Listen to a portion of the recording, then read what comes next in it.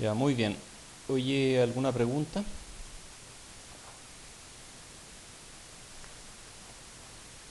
No hay pregunta, ya vamos con la clase. Entonces esto es capítulo 4, desempeño espectral de los conversores. Espectral. ¿Qué será espectral? No sé, a mí se me ocurren cosas como eso. Claro. ¿O qué es? ¿Por qué hablamos de espectral? ¿Qué significa eso?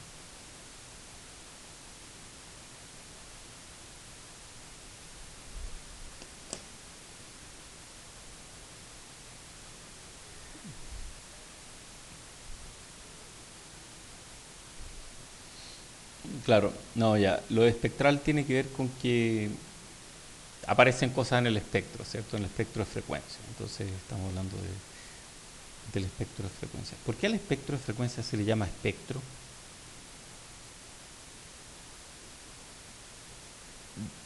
Buena idea, pero no es por eso. ¿Por qué será? Bueno, ¿ah?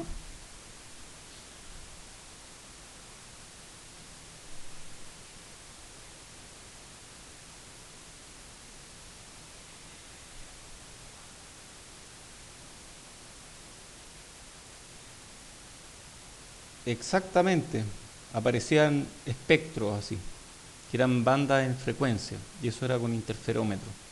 Y de ahí se descubrió cómo analizar, por ejemplo, qué elementos existen gracias a la interferometría y nos ayudó a entender de qué están hechas las cosas. Y te ganaste una décima por el comentario, así que está bien. Siempre es bueno leer historia de la ciencia. Mándame un correo que se me olvidan esas cosas. Si no la anoto, se me olvida. Ya, bueno, efectivamente, el espectro tiene que ver con la frecuencia. Entonces había un eje de frecuencia y ahí empezaron a aparecer cosas. Y seguimos llamándole espectro, aunque ahora no necesariamente son frecuencias visibles ni nada de eso. Bueno, hay cifras de desempeño dinámicas que son en el dominio del tiempo y hay otras que son en el dominio de la frecuencia, que estas son espectrales, ¿cierto? Las dinámicas son de varios tipos, está el impulso imprevisto o glitch. No supe cómo llamarle, glitch es el nombre en inglés, yo le puse impulso imprevisto porque el glitch es eso, es algo que aparece sin previo aviso y después se va. Está la incerteza de apertura, que la vamos a ver después cuando hablemos de track and hold. Está el tiempo de establecimiento, que lo vamos a tratar con mucho más detalle más hacia la mitad del curso. Los vamos a estudiar, como dice aquí, en contexto de circuitos específicos. Y están las otras cifras de desempeño, que son dominio de la frecuencia, son cifras espectrales. Y estas son mucho más fáciles como de analizar desde la teoría, entonces los vamos a ver en general a continuación. Y estas son las que aparecen cuando consideramos el espectro de salida del conversor. Y eso nos da cifras de desempeño espectrales. La idea básica es aplicar uno más tono a la entrada y ver qué aparece a la salida. Entonces tenemos algo, conversor análogo digital, digital análogo, metemos una entrada y vemos qué es lo que aparece a la salida en términos de frecuencia. Y si aparece esto, significa que súper bien, el espectro de salida es lo que esperamos. Si aparecen eh, réplicas o si aparecen armónicos, probablemente tenemos algo raro.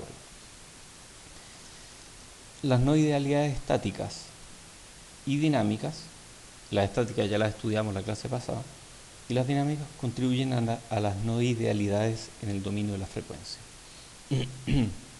Es mucho más claro cómo estas contribuyen, estas no tanto, pero ambas contribuyen. Hay eh, algunas sopas de letras, ¿cierto?, en este curso, y vamos a ir viéndola a poco. Hay algunas de estas que conocemos, SNR, razón, señal a ruido, que es simplemente la razón entre la señal y el ruido, sin especificar qué tipo de ruido. SNDR es la razón entre la señal y el ruido más distorsión. también se le llama SINAD, Signal to Noise and Distortion Ratio. Se le conoce por los dos nombres, yo uso SNDR. Y esta es súper importante, esta es muy, muy, muy importante, y esta tiene que ver con la resolución efectiva de los conversores. Nosotros, efectiva en bits. También aprendimos la SQNR, que es la razón entre ruido entre señal y ruido de cuantización, ¿cierto? Esa no está aquí. ENOV es número efectivo de bits, que es la resolución efectiva. Estas dos se relacionan mucho. Uno puede calcular una teniendo la otra. Está el rango dinámico, o razón entre máxima y mínima señal. Está el SFDR, o rango dinámico libre de tonos espurios. Todas estas las vamos a ver. Distorsión armónica total, ERB es Effective Resolution, Bandwidth, IMD o distorsión de intermodulación. Todas estas las vamos a mirar en esta clase. Entonces, ¿cómo simulamos y cómo hacemos pruebas o experimentos sobre un DAC? Y la idea es súper simple. Tenemos un generador de sinusoide digital, genera una sinusoide digital. Tenemos un generador de reloj y todo esto entra a un DAC y en la salida del DAC aparece algo así.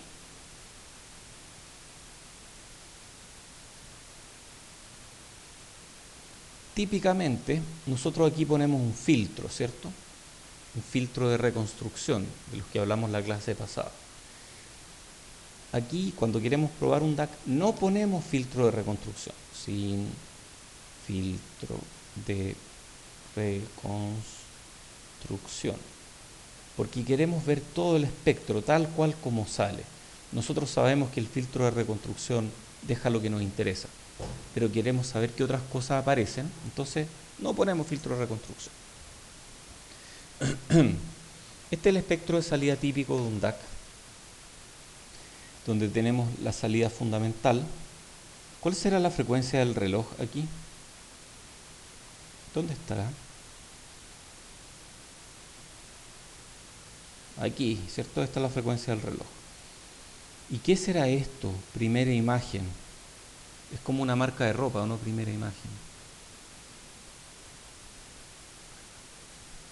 Ah, perfecto. Entonces, esta distancia es la misma que esta hacia allá, ¿cierto? Ah, y hacia esa allá. Ok. ¿Y es lo mismo que segunda armónica? ¿Qué son las armónicas? ¿Cuál es la diferencia entre las imágenes y la armónica? A ver, quiero saber eso. ¿Es lo mismo la imagen que la armónica?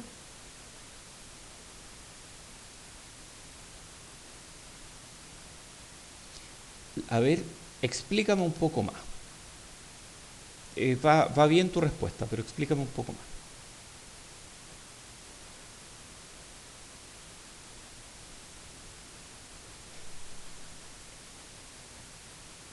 Claro, tú dijiste que la armónica viene de la distorsión.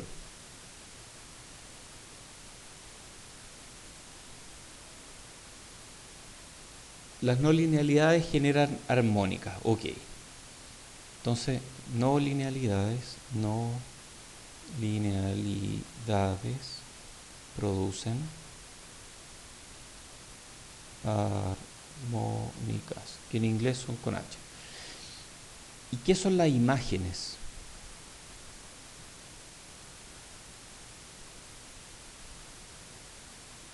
Parece que estas imágenes, a ver, 25, 50, parece que están en torno a múltiplos del reloj, ¿o no? ¿Qué son esas imágenes?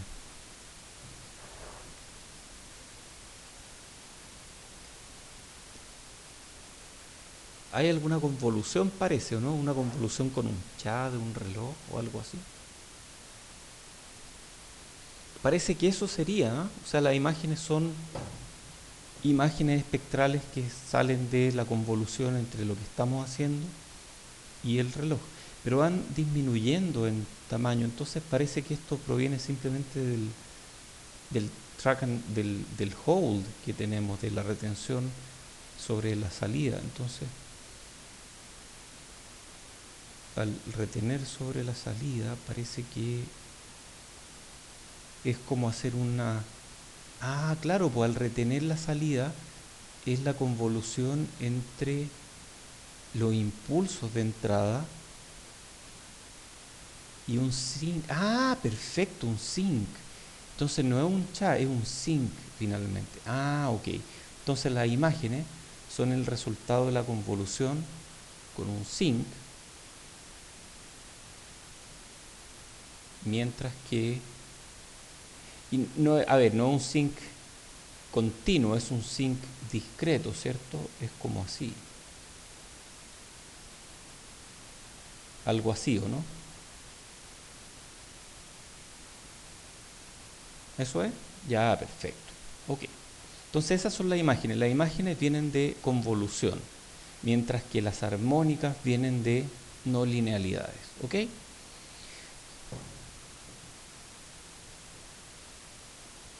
Perdón, ¿puedes repetir la pregunta?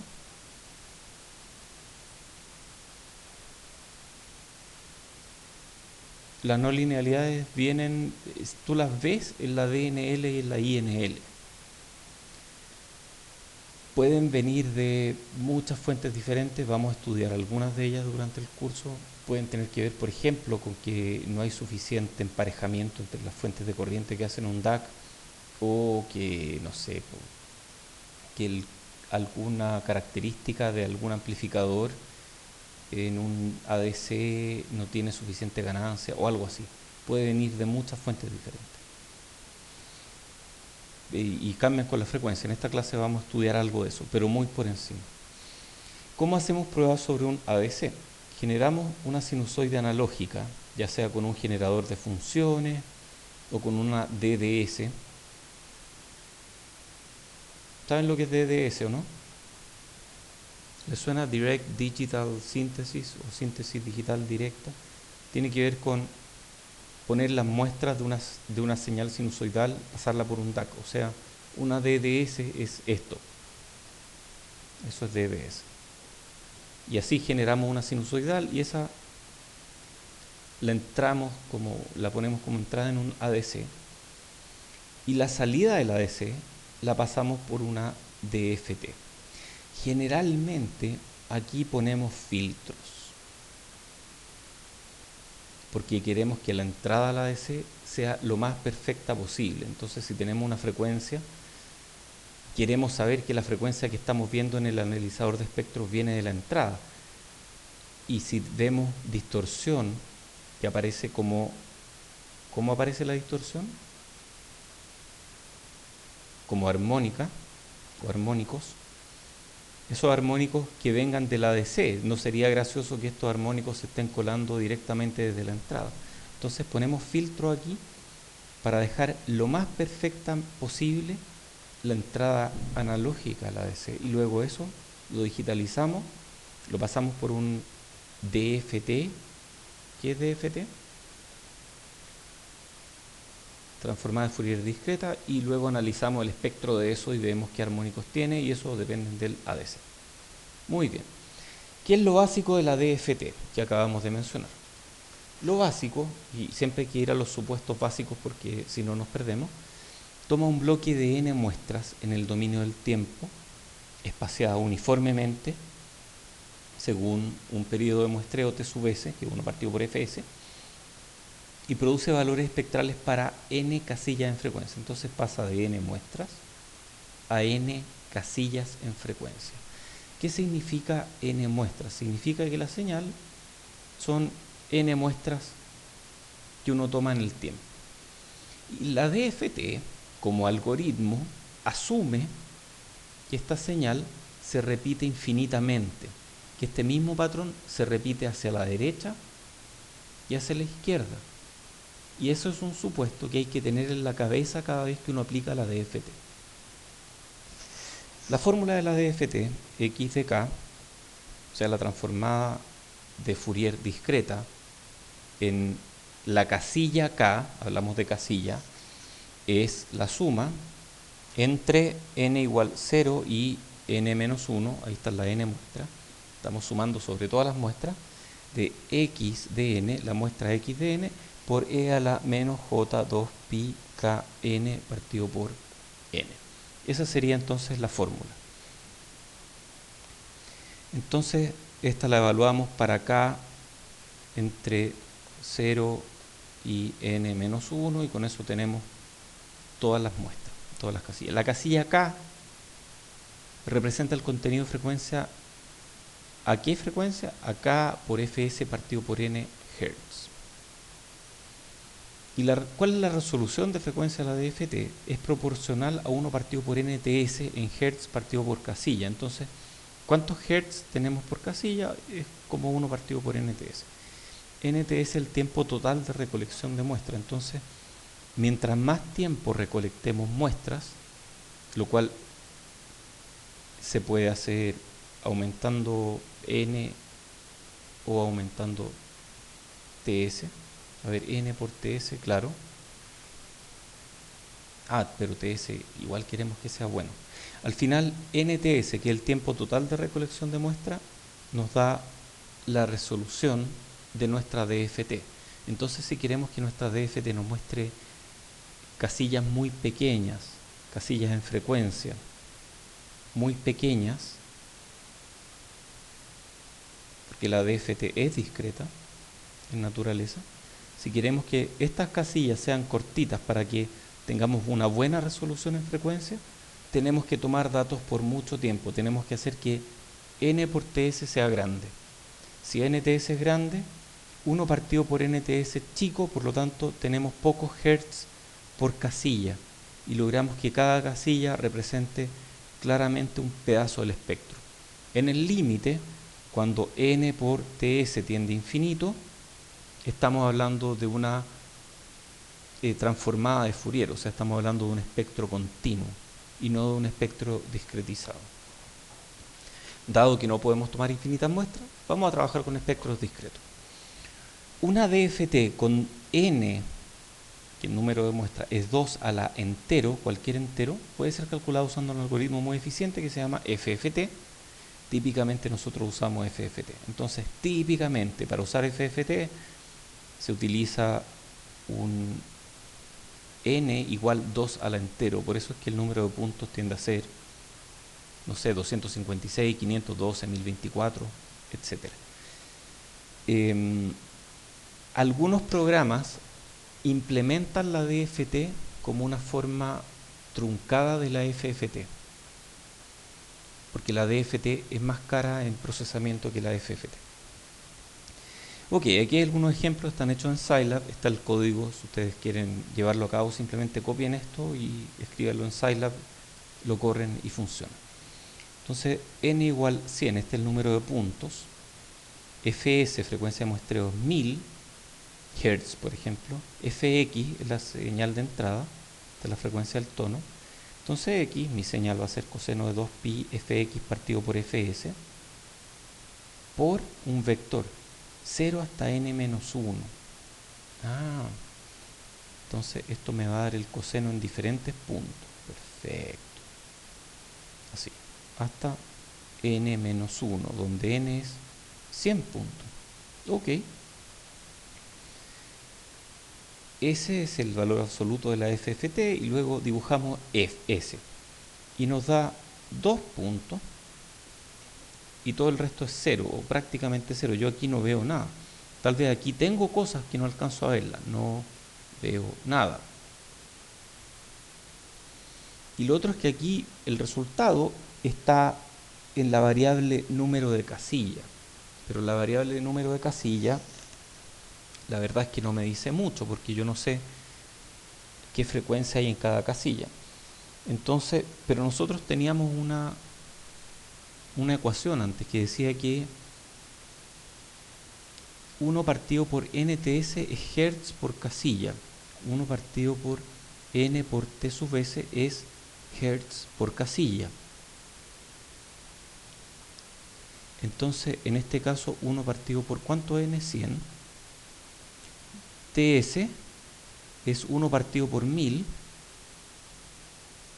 es 10 Hz por casilla. O sea, esta primera casilla aquí son 10 Hz y 10 Hz tiene cero potencia. Después de 10 a 20, 20 a 30, y aquí recién tiene potencia, aquí en la casilla 10. Casilla 10 equivale a, si tenemos 10 Hz por casilla, equivale a 100 Hz, o de 100 a 110 Hz.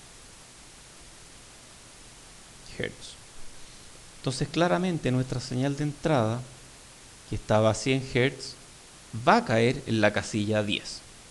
¿De acuerdo? Entonces aquí tenemos, esto equivale a 100 Hz. Y esa de ahí es la réplica, debido a que la DFT asume que esta señal se repite en el tiempo, es como una especie de misma señal multiplicada por un cha. Aquí tenemos la misma señal multiplicada por un cha también. Entonces todo aquí es esta réplica. Bueno, normalicemos el gráfico, porque claramente de aquí a la derecha no nos sirve de nada, porque es una repetición de lo anterior. ¿De acuerdo? Dado que la DFT asume que la señal es periódica en el tiempo, porque se repite a la derecha y a la izquierda lo mismo que estamos muestreando, entonces también la señal es periódica en frecuencia. ¿Cierto? ¿Estamos de acuerdo con eso, no? O sea, si la señal en el tiempo es como una señal convolucionada por un cha, entonces aquí va a ser lo mismo multiplicado por un cha, entonces va a resultar algo periódico. Y esto de aquí no nos sirve de nada. Lo que está aquí a la derecha es la repetición de lo que está aquí a la izquierda. Por lo tanto, nos olvidamos de esto y nos quedamos con la mitad de las casillas. Y a esas casillas las normalizamos. Decimos que de 0 a 50 o a la última casilla la normalizamos respecto de la frecuencia de muestreo. Entonces, esta que dice 0.1 va a ser 10% de la frecuencia de muestreo. En este caso, esto es Nyquist. Esta frecuencia de aquí es Nyquist. Y esa frecuencia es la que dejamos aquí, en este extremo. Y si ponemos la magnitud en decibeles, todo esto se hace con este script que está acá, vemos que aparece algo abajo, algo a menos 300. Y ese menos 300 decibeles es la exactitud de MATLAB o de Scilab. Exactitud de Scilab. Si hubiéramos hecho esto mismo en SPICE, habríamos tenido el piso por acá. En este caso, el piso está dado por la exactitud del programa de computación científica. Muy bien, hagamos otro ejemplo y vamos a ir explorando algunas cosas a través de ejemplos. ¿Por qué no salgo yo? Me perdí. Ahí estoy. Ya, vamos a hacer otro ejemplo. Igual que antes, pero con fx igual 101. O sea, ¿qué hicimos? Cambiamos esta frecuencia por 101. Cambiamos la frecuencia en un 1%. Y la salida es cualquier cosa. Fíjense en los ejes. Este eje va de 0 a menos 90. De 0 a menos 90. Estamos hablando de algo así. Se ve horrible. ¿Cómo pasamos de algo así, que es muy parecido a un impulso, a algo así que es horrible? ¿Cómo es posible? ¿Por qué?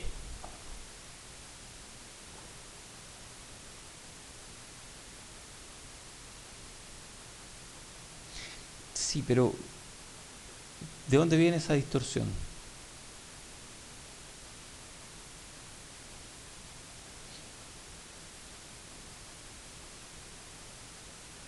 Asume periodicidad. Por ahí va el tema. Por ahí va. Mira, te habría ganado otra décima, pero no quiero dar muchas décimas por clase.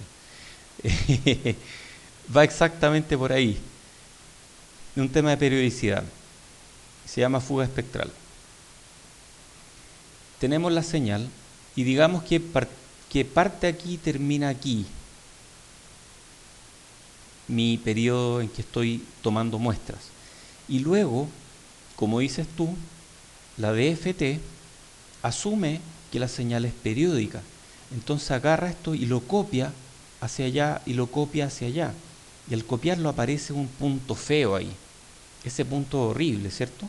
Porque la señal va bajando y ¡pum!, se devuelve. Ahí deja de ser continuo, ¿cierto? La derivada por lo menos deja de ser linda como esperaríamos. No está bien definida ahí.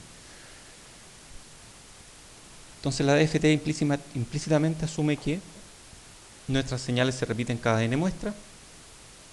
Si la secuencia incluye un número no entero de ciclos de la onda, va a producir una discontinuidad al repetirla periódicamente y eso produce componentes de alta frecuencia.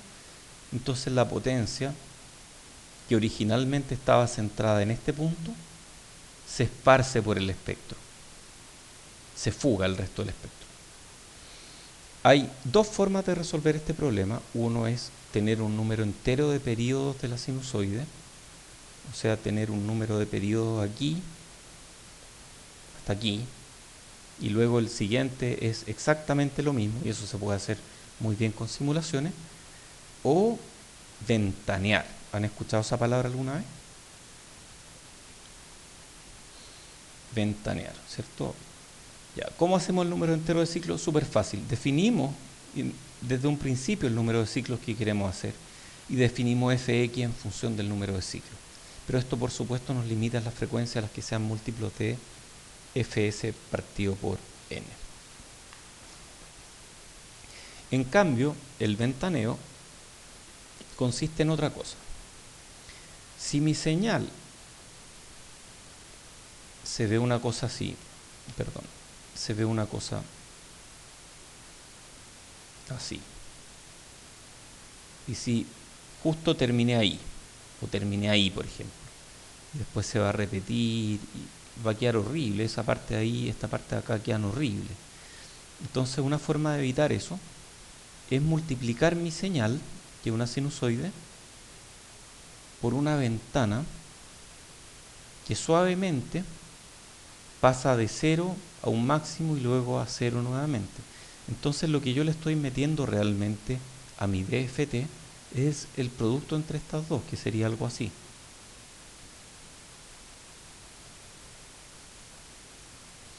Entonces le meto ese pedazo y cuando esta cosa lo replica para generar la DFT, o más bien el algoritmo considera eso, vamos a tener un corte suave aquí. Ese corte suave no produce frecuencias raras, pero ahí ya no estamos sacando la DFT de una sinusoide, estamos sacando la DFT de esta cosa rara, que es una sinusoide multiplicada por esta ventana.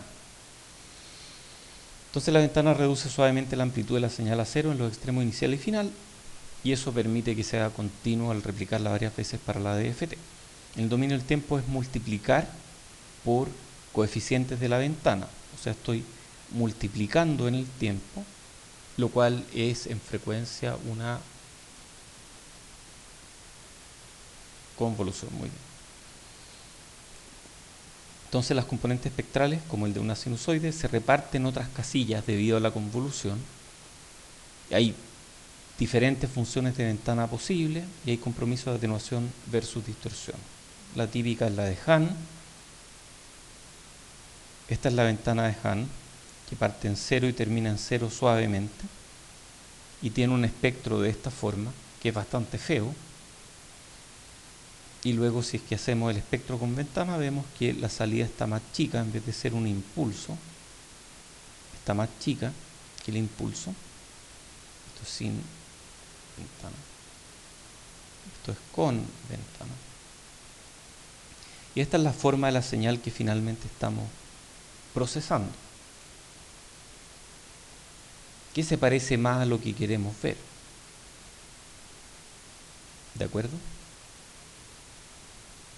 Igual no es muy bueno, o sea, yo no veo mucho con la ventana porque se ve horrible. Entonces al final, si es que uno puede optar, siempre es mejor usar número entero de ciclos, porque la señal de prueba cae en una sola casilla de la DFT. En ese caso hay que elegir cuidadosamente la frecuencia de la señal. Es ideal para simulaciones, muy fácil de hacer en simulaciones.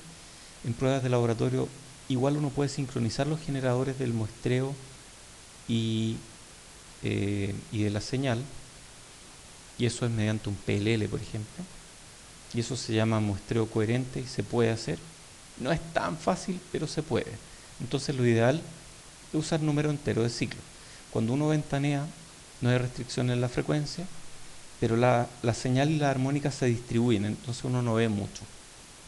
Y eso puede ocultar no idealidades, así que eviten ventanear.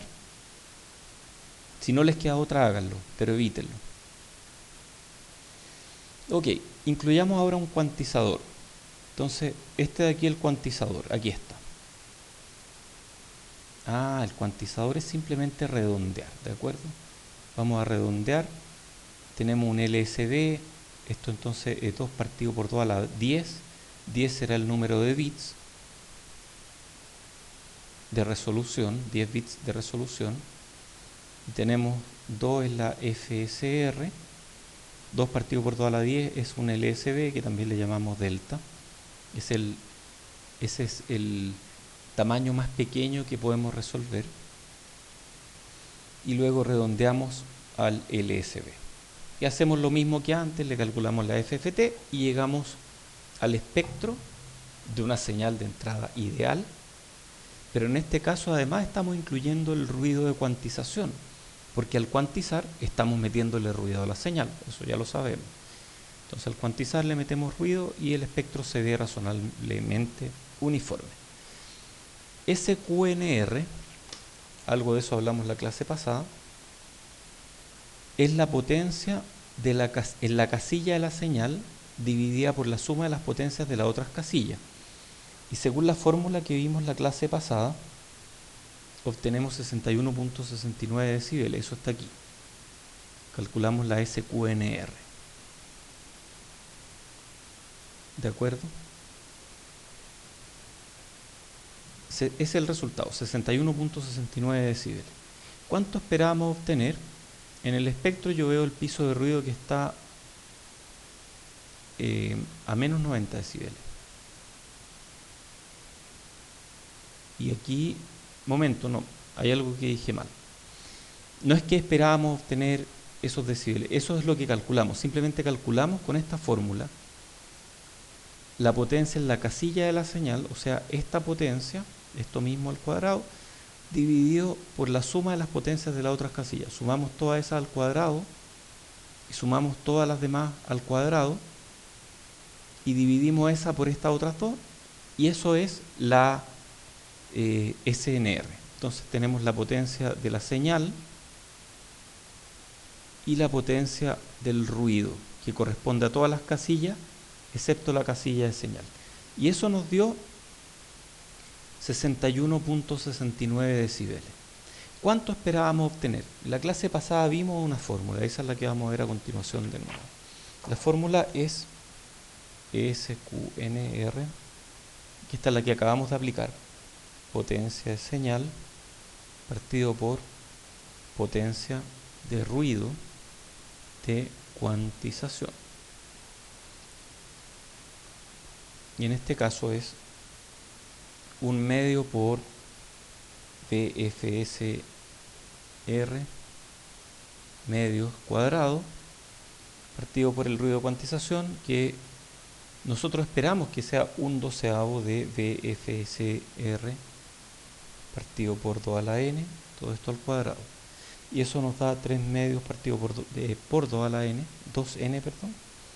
Y eso nos daba este resultado al que llegamos, que fue 6.02 n más 1.76 decibeles. ¿Lo recuerdan o no? Ya. Entonces a eso nosotros reemplazamos n, que es el número de bits de resolución. ¿Cuánto era en este caso? Eran 10 bits, porque era 2 elevado a 10 aquí, 10 bits. N es 10 bits, entonces la SQNR que debemos obtener según la fórmula es 60.2 más 1.76, nos da 61.9 prácticamente decibeles. Y nosotros medimos 61.69 según fórmula, mientras que medición nos dio 61.69 decibeles. Muy bien, están muy cerca. Ok. Pero igual no entiendo, porque yo miro el piso de ruido aquí y yo veo que el piso de ruido está en torno a los menos 90 decibeles, grados, decibeles. Yo no veo que el piso de ruido esté en torno a los menos 60. Yo esperaría ver algo así, ¿o no?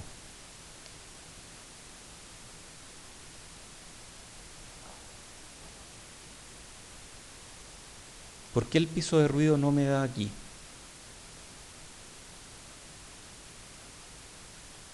¿Cómo, perdón? ¿Cierto? Exactamente, tiene que ver con la ventana de frecuencia. Décima. Bravo. Ya, piso de ruido de la DFT, de la FFT. Entonces, esta es la ecuación para el piso de ruido. Es lo que obtuvimos, menos 61.9 dBc. ¿Qué será dBc? Carrier, la portadora, que en este caso está a 0 decibeles la portadora, entonces esto es menos 61,9 respecto a la portadora y menos lo que hay que bajar al distribuirla entre tantas casillas como número de puntos tengamos. En este caso lo hicimos con 2048 puntos. Y entonces, pero es la mitad de los puntos porque la otra mitad repite lo mismo. 2048 partido por 2, ¿cierto? Aquí lo hicimos con... ¿Dónde está el número de puntos? No veo, aquí está, 2048 partido por 2. Y eso hay que pasarlo por 10 logaritmos en base de 10. Entonces eso me faltó aquí. Menos 10 logaritmos en base 10 de esta cosa. Y el resultado nos da menos 92 dBc, lo cual está más o menos donde esperábamos. Entonces el piso de ruido depende del número de puntos de la FFT.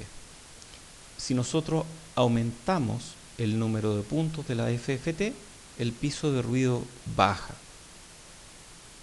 Pero eso no significa que tengamos menos ruido, significa que el ruido está distribuido entre más casillas y cada casilla tiene menos ruido, por lo tanto vemos un ruido más bajo en el espectro. Entonces el gráfico no nos va a entregar suficiente información a menos que nos digan cuántos puntos usaron al calcular la FFT. Vamos al límite, si calculamos la FFT con un punto va a ser puro ruido, pero a medida que uno aumenta el número de puntos, el ruido en el gráfico empieza a bajar y nos permite ver más cosas. Entonces los gráficos de la DFT no tienen significado a menos que se especifiquen las condiciones que hay detrás. Más puntos implica mayor frecuencia de muestreo o implica... más puntos nomás, ¿cierto? Más puntos, n más grande. ¿Alguien ha usado alguna vez un analizador de espectro de verdad?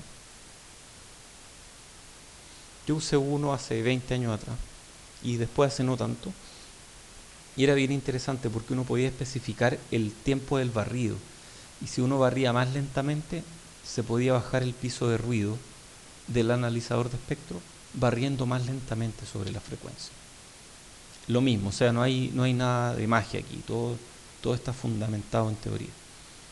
La notación más común en los gráficos de FFT es el número de puntos. Entonces con eso ya sabemos súper bien. Hay gente que sube el piso de ruido artificialmente para que aparezca aquí, pero eso no tiene sentido, eso es horrible. No lo vamos a hacer nosotros.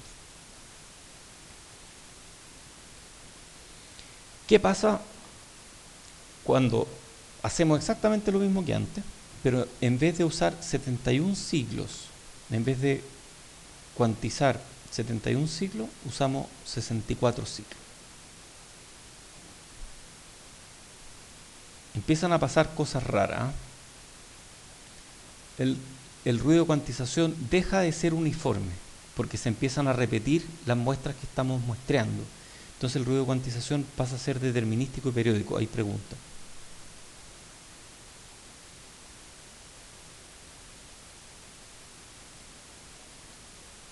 Es la cantidad de muestras.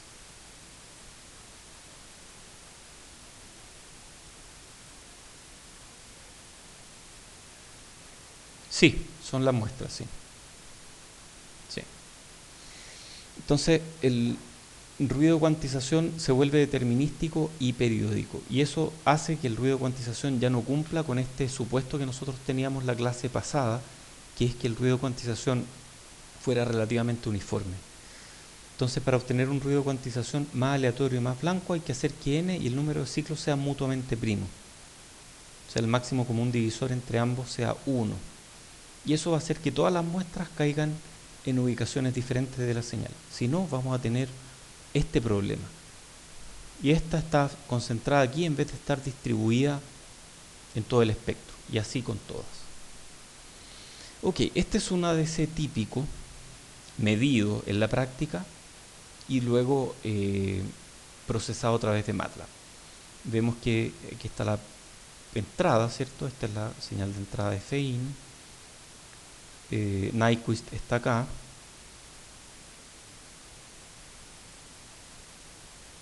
Y vemos, uy, esta distancia es la misma que... Ah, entonces esta es la armónica. A esta se le llama segunda armónica. Aunque en realidad es la primera armónica, pero se le llama segunda a la primera armónica. Es como eso. ¿Ah? O sea, esta es mi señal, la fundamental es la primera armónica. Entonces esta es la segunda armónica, tercera, cuarta, quinta. Yo no veo más. Eso pareciera ser la sexta, pero yo esperaría que la sexta cayera por ahí más o menos. ¿O no? Sí, no sé si es la sexta, yo creo que no. Entonces no veo más. Piso de ruido bastante uniforme, debido a que hay ruido electrónico también. Entonces no es solo ruido de cuantización. Esto tiene ruido de cuantización y ruido electrónico. Tiene las dos, entonces es como SQNR más S ruido R, no sé. Tenemos harto ruido. O sea, esto no es la SQNR, lo que podemos calcular aquí. Esto es SNR de Frampton. Y eso es la razón entre la señal y el ruido, punto. ¿Qué ruido? Todo el ruido. Entonces la SNR, según la definición que vamos a ver en este curso, es la potencia de la señal partido por la potencia del ruido total, ¿cierto? Potencia total del ruido. ¿Quién? Ah, perdón.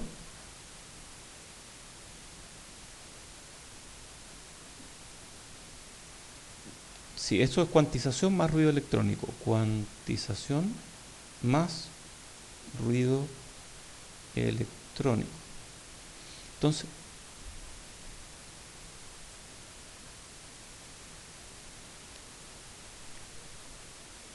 o no sé, es mayor que la SQNR.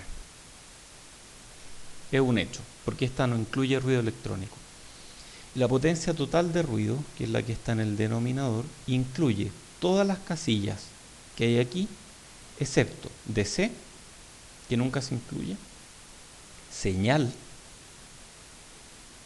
porque es la que está arriba, señal está arriba, y las armónicas 2 a la 7.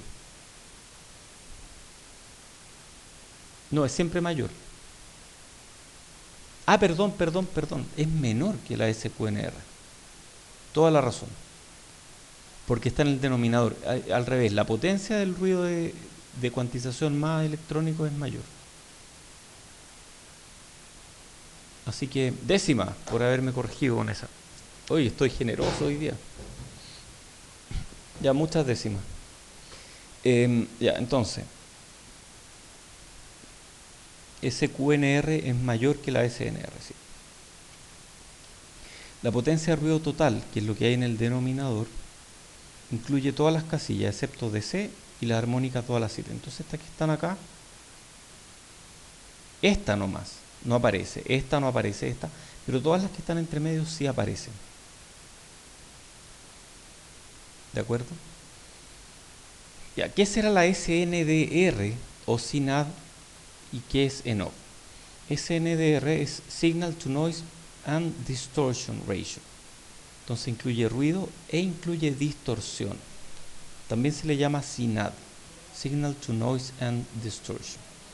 Yo le llamo SNDR, y la SNDR es la potencia de la señal partido por ruido más distorsión. Entonces son todas las casillas, ¿cierto? Potencia ruido más potencia de distorsión o de los armónicos.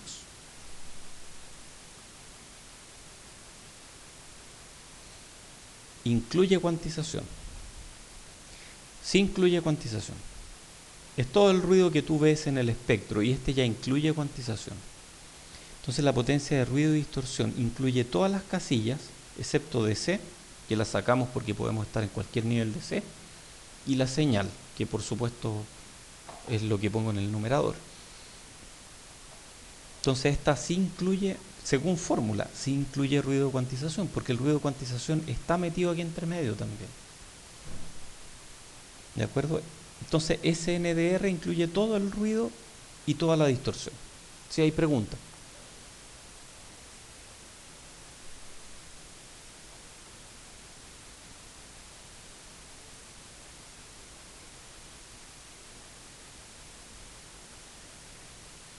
No, es la misma potencia de ruido.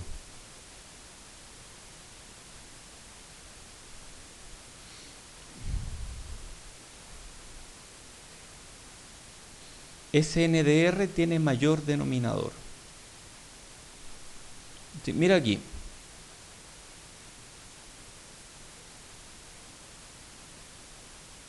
O sea, la SNDR al incluir distorsión es más chica, porque la distorsión te crece el denominador, por lo tanto baja la SNDR.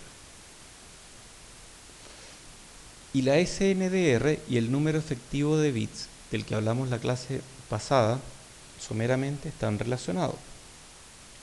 ENOV, Effective Number of Bits, es SNDR o SINAD, lo mismo, en decibeles, menos 1.76 decibeles, partido por 6.02 decibeles. Y eso da el resultado en bits. Y la ENOV, o Effective Number of Bits, resolución efectiva, es siempre menor que la resolución declarada del conversor. El igual se cumpliría solo si es que no hubiera ruido electrónico y si no hubiera distorsión. O sea, ese igual solo sin ruido electrónico y sin distorsión. Sí.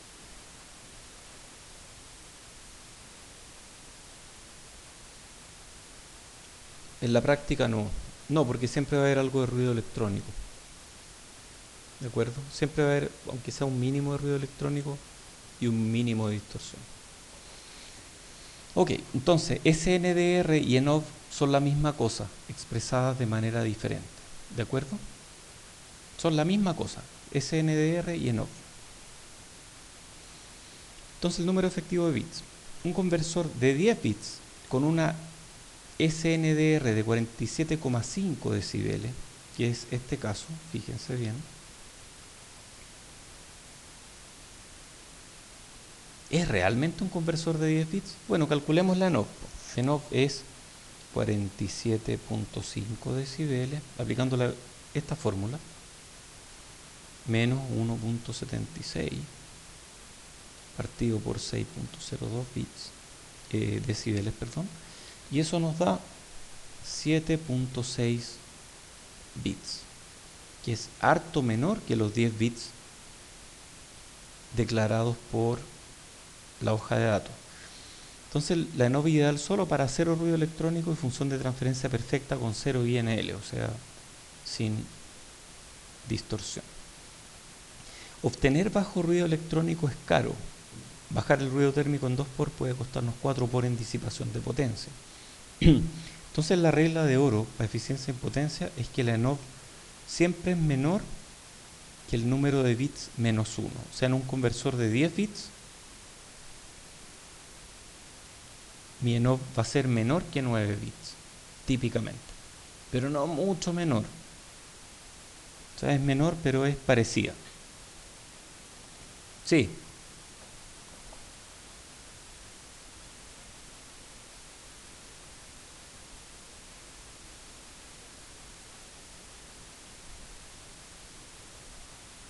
No, probablemente está bien, pero se esforzaron mucho en eso y gastaron mucha potencia en lograr que la ENOV sea parecida a B. Y eso implica, como te digo, gastar mucha potencia en bajar el ruido electrónico. Entonces tal vez no es un conversor muy eficiente en términos energéticos. O sea, un conversor eficiente en términos energéticos nunca va a tener una ENOV muy parecida al número declarado de bits o a la resolución declarada. Aquí hay unos datos de sondeo. Esto es SNR bits, que es lo mismo que ENOV. Y vemos que lo que está dibujando aquí es la diferencia entre la resolución efectiva y la resolución declarada, o al revés, resolución declarada menos resolución efectiva. Y vemos que el promedio está en torno a 1,4 bits. Este gallo midió mal. Eso es imposible. Es imposible tener resolución efectiva igual a resolución declarada. Y hay algunos que logran un valor muy bajo, porque efectivamente le metieron mucha potencia para bajar el ruido y se esforzaron en que fuera súper lineal. Pero lo más probable es que estén en torno al 1 o 1,5. ¿De acuerdo? Oye, esto viene de un paper de Walden, que es un clásico, incluso ya 15 años, 16 años, 17 años después de publicado, este paper sigue siendo un clásico. Ya, pues hablemos ahora. Sí. No. Él lo que hizo fue tomar todos los diseños de papers y los graficó ahí. Pero eso no significa que esté mal hecho todo lo que él hizo. Él simplemente citó a otros. Pero él llegó a cifras de desempeño que ayudan a entender cómo funcionan los conversores. Vamos a citarlo harto, ¿eh? Sería bueno que lo bajen y lo lean.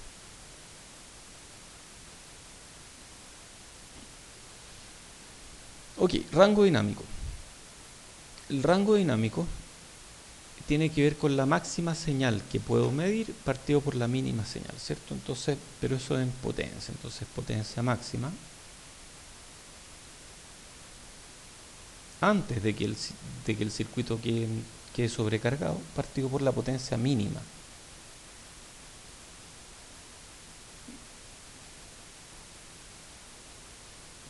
Mínima señal detectable, digamos, detectable, que típicamente es parecida al ruido. Entonces decimos que esto es la potencia máxima de señal partido por potencia de ruido. Y eso es siempre mayor o igual que la SNR máxima. Entonces esta es la SNR máxima. Esto tiene pendiente 1. Y esta sería la SNR máxima en el mejor caso. Pero que sería el rango dinámico. Pero siempre hay problemas aquí debido a que se sobrecarga un poco, aparecen no linealidades. Entonces esto baja un poco.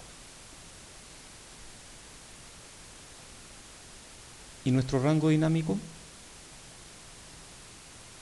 es la razón entre la máxima señal que le puedo meter al conversor antes que se sobrecargue y la mínima señal que puedo medir.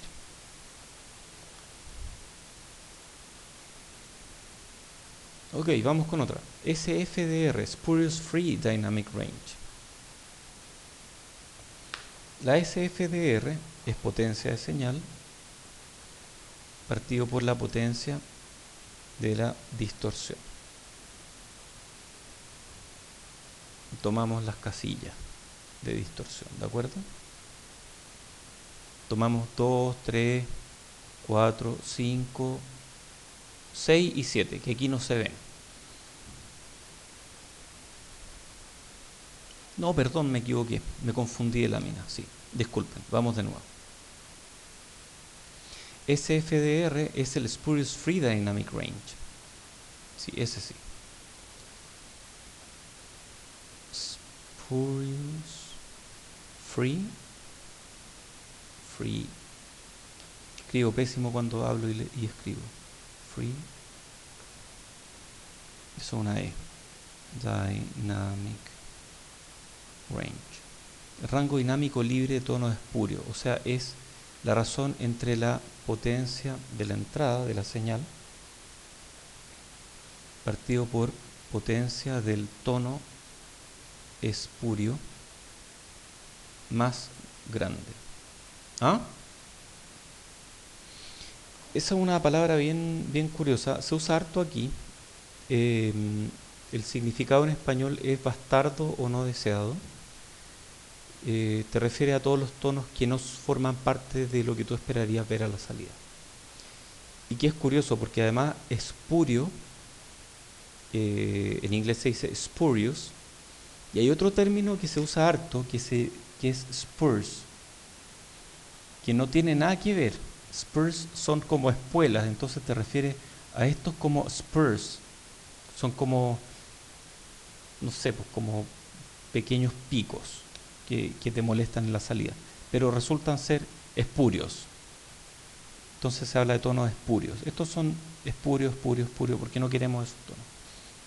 Y este es el SFDR, Spurious Free Dynamic Range. Es entre tu portadora y el tono más alto. Sí, hay pregunta, César.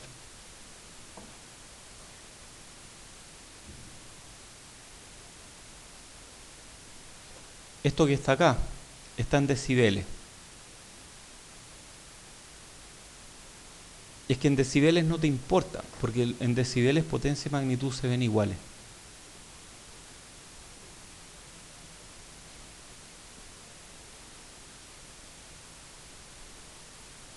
Claro, es que mira, es 20 logaritmos de la señal, o es 10 logaritmos de la potencia.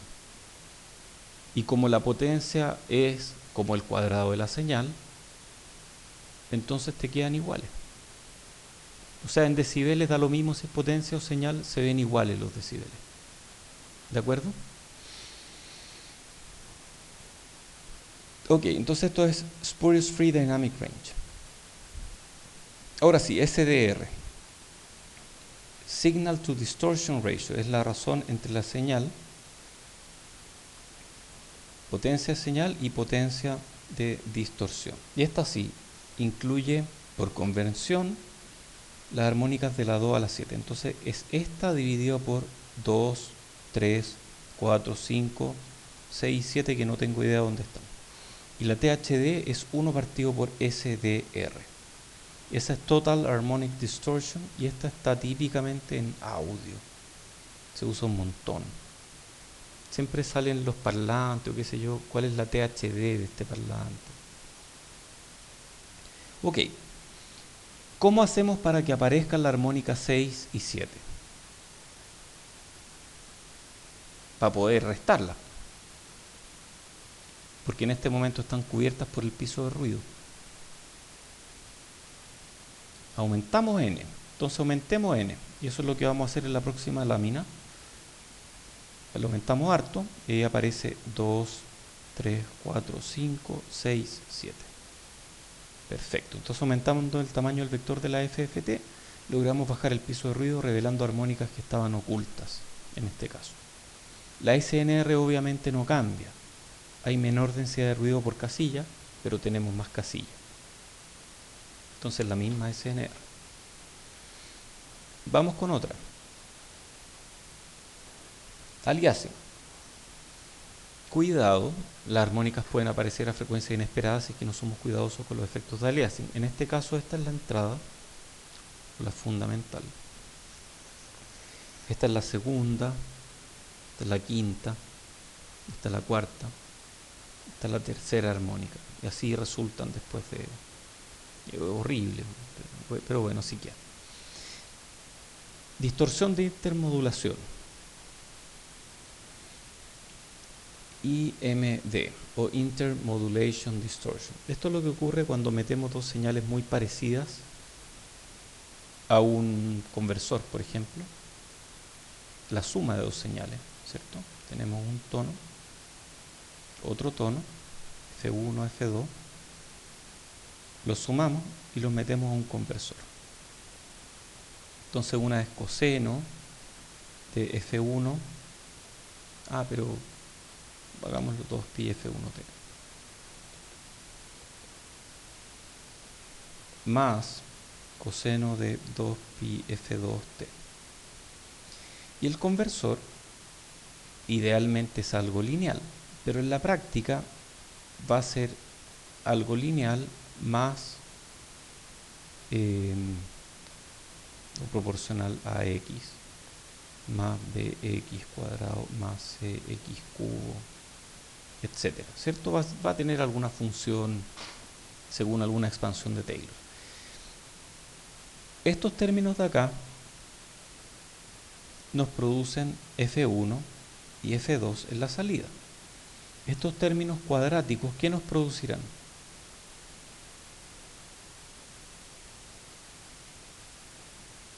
Nos producen F1 más F2 y F1 menos F2 o F2 menos F1. Entonces estos son los términos cuadráticos. Los términos cúbicos nos producen estos que están acá. Y cuando F1 y F2 se parecen, estos términos quedan muy cercanos a F1 y F2. Entonces la IMD es un parámetro importante en sistemas de comunicaciones de múltiples canales, donde por ejemplo yo tengo una antena que está recibiendo datos de varios canales diferentes que están a frecuencias muy parecidas. Y al pasar por el conversor, esas frecuencias quedan, el producto de la distorsión de intermodulación aparece muy cerca de las frecuencias que quiero medir y la echa a perder. Estos productos de tercer orden son súper difíciles de filtrar, porque los de segundo orden quedan lejos, pero los de tercer orden quedan muy cerca. Está esta otra, MTPR, Multitone,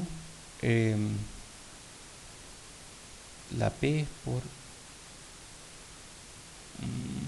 Power Ratio, sí, Multitone Power Ratio, que es la razón entre el tono que estoy metiéndole y el tono que veo sin haberle metido nada aquí. Entonces la idea es meterle potencia a varios tonos adyacentes y no meterle potencia a algunos tonos. Y veo qué es lo que aparece.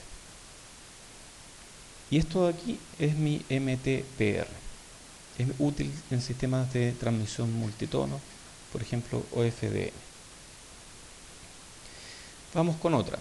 Todas estas medidas espectrales dependen de la frecuencia. O sea, todas estas uno las mide a diferentes frecuencias, típicamente a Nyquist, y a muy baja frecuencia, pero dependen de la frecuencia. Entonces aquí vemos frecuencia de entrada y vemos, dice SINAD, que esto era la SNDR, ¿cierto? SNDR, es lo mismo, y aparece ENOV aquí. Obvio, pues si la ENOV se puede calcular a partir de la SNDR, y al revés, la SNDR también sale de la ENOV. Vemos que efectivamente el diferencial tiene mejor ENOV o mejor SNDR que el single end. ¿De acuerdo? De diferentes frecuencias vemos que tiene un comportamiento bastante variable.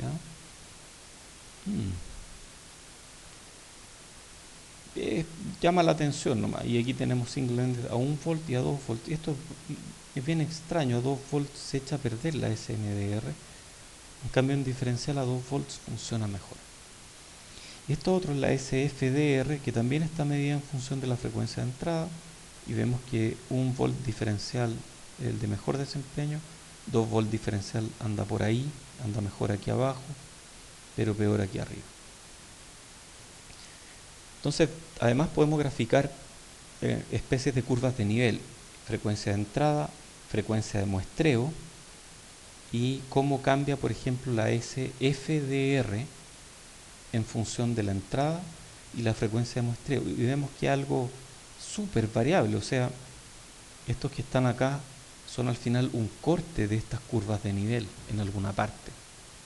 Pero en realidad puede ser cualquier cosa. Estas curvas de nivel dicen mucha más información. Ahí no quiero usar mi conversor, pero probablemente me va a ser muy bueno usarlo aquí,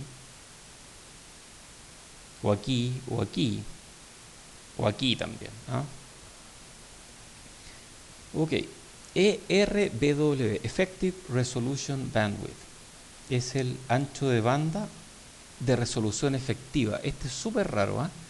Está definido como la frecuencia de entrada a la cual, de la señal de entrada a la cual la SNDR presenta una caída de 3 decibeles. Súper raro, pero a ver, miremoslo aquí. La SNDR partió aquí en 60 decibeles. Cuando llega a menos 57, este de aquí sería el Effective Resolution Bandwidth, que es el ancho de banda en que la resolución sigue manteniéndose bastante buena. O sea, aquí la resolución cayó, ¿cuánto dijimos? 3 decibeles, o es, ¿cuántos bits son 3 decibeles?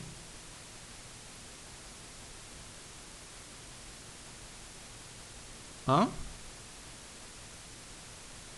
0.5 bits. Perfecto. A ver, 9.6 menos 0.5, 9.1. Oye, ¿y de dónde sale esto que sean 0,5 bits? O sea, 6 decibeles son un bit.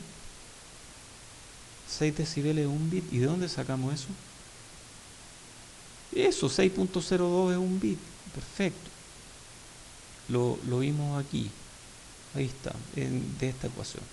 O de esta ecuación. ¿De acuerdo? Perfecto. O sea, 6.02. Me pasé. 6.02 decibeles equivalen a un bit extra de resolución. Ya, décima, buena, todos con décima esta clase. Ya, un ERBW mayor que FS medio es más bien común, especialmente en conversores diseñados para aplicaciones submaestras. Conversores debería decir aquí. Ya, ¿cómo es la relación entre... ¿Hay preguntas? Estamos un par de láminas de terminar. ¿Cómo es la relación entre INL? Recuerden la clase pasada y la SFDR. A baja frecuencia el valor de la SFDR está dado principalmente por la INL, porque la INL es la que me dice si un conversor es lineal o no. Esta es la ideal, la negra. La azul presenta una INL que crece y después decrece, o sea, la INL del azul crece y después decrece. Y la INL de la roja primero baja, después sube. Entonces a la azul le llamamos cuadrática, porque parece una parábola, mientras que la roja es cúbica, le llamamos cúbica.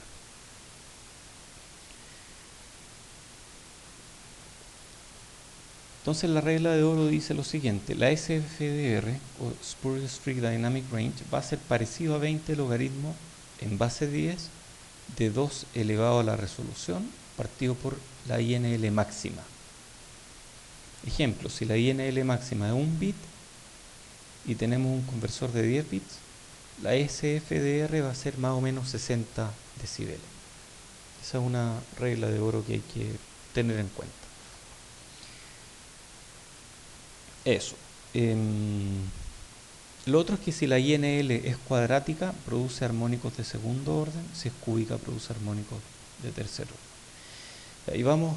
¿Ah? ¿Sí hay preguntas? Sí.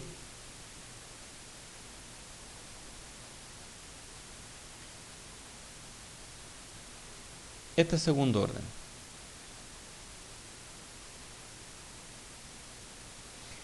No, INL... Ah, eso, sí, es que es un... Digamos que esta es tu fundamental y aquí aparece tu contenido armónico.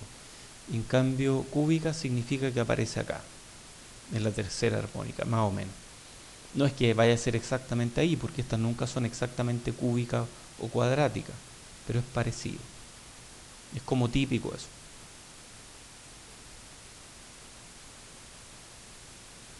Claro, si esta está Fs, esta está 2Fs, esta está 3Fs. Fsig, perdón.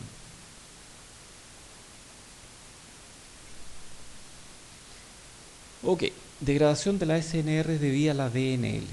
Bueno, la DNL sabemos que es la derivada de la INL y produce una cierta distorsión. Es finalmente una forma de ver la distorsión. Voy a dibujarlo de otra forma. Y aquí tenemos el error de cuantización. El error de cuantización, que vamos a ver después, puede exceder eventualmente medio decibel en casos, ciertos casos. Entonces tenemos este error de cuantización aquí, que va típicamente entre menos delta medio y delta medio. Y eso lo estamos en el fondo convolucionando con una DNL, que digamos que es más o menos uniforme. Y al convolucionar estas dos cosas, el resultado es esto. Este va entre menos delta medio y delta medio. Por lo tanto, este va entre menos delta y delta acá, que es lo que se ve aquí. Entonces, para un cuantizador ideal habíamos asumido que la cuantización uniforme entre menos delta medio y delta medio. Y si agregamos una DNL uniforme entre menos delta y medio y delta medio, al hacer la convolución entre ambas, llegamos a algo de este estilo. Entonces, a veces la SNR se ve degradada debido a la DNL y eso lo podemos ver en un error que tiene esta forma triangular en función de, o sea, el error respecto a lo que estamos midiendo es triangular y puede llegar hasta más o menos un LSB. Eso, creo que hemos llegado casi al final. Ah, no, aquí está el análisis. Esto es lo mismo que acabo de decir, pero con números. El error cuadrático es 2 veces la integral entre 0 y delta de 1 menos e por delta por e cuadrado partido por delta de error, y eso es delta cuadrado partido por 6. O sea, eso implica una SNR de 6.02 bits menos 1.25 decibeles. Y comparando con un cuantizador ideal, no como este que tiene densidad triangular, cuantizador ideal es esto que ya conocemos,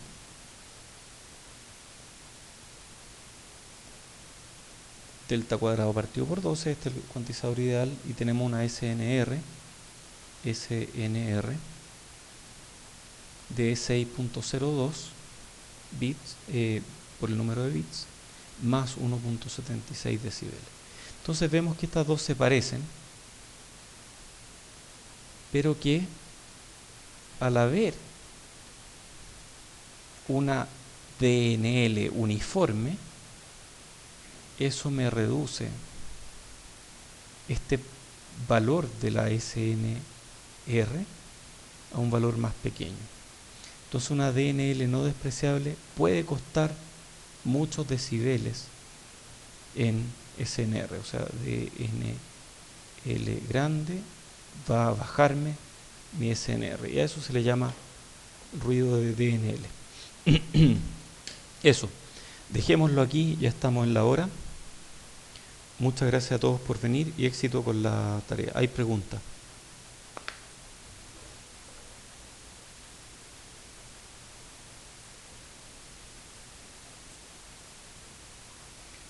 Si asumes un cuantizador ideal, ¿cuál equivale a cuál, perdón?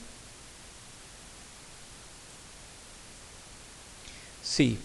No, esto no tiene que ver con la cuantización.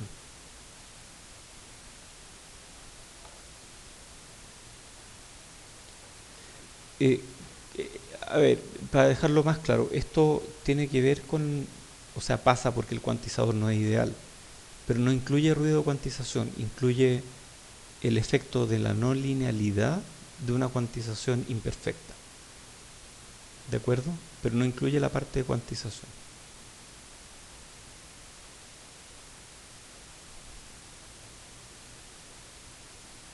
O sí, a ver, espérame.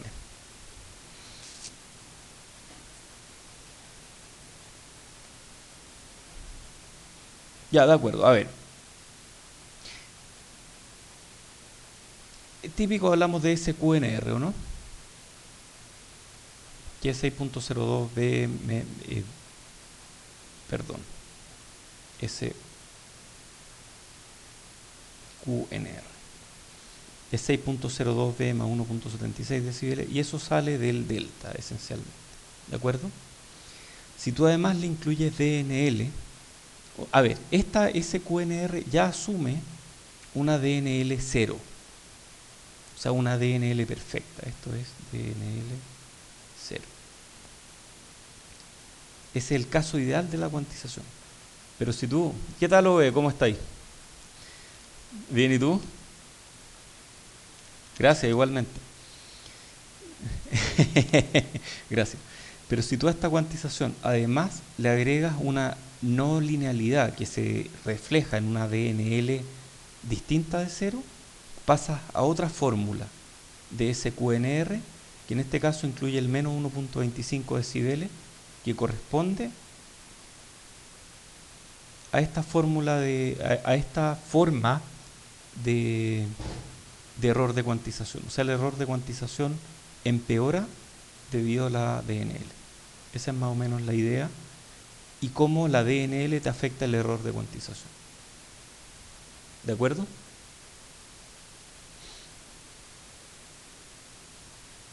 ¿Cuánto es una DNL despreciable? Mira, yo apunto a ojalá 0,3 decibeles o algo así. Perdón, 0,3 bits o algo así. 0,5 bits uno ya la ve y algo cero, cerca de un bit es muy malo, muy muy malo. 0,5 es típico y tú ves incluso menos, y en conversores comerciales tú ves mucho menos. Tú ves conversores con DNL de 0,1 bits. Eso. Ya, pues nos vemos entonces. Nos vemos el miércoles. Va, yo tengo que parar esto.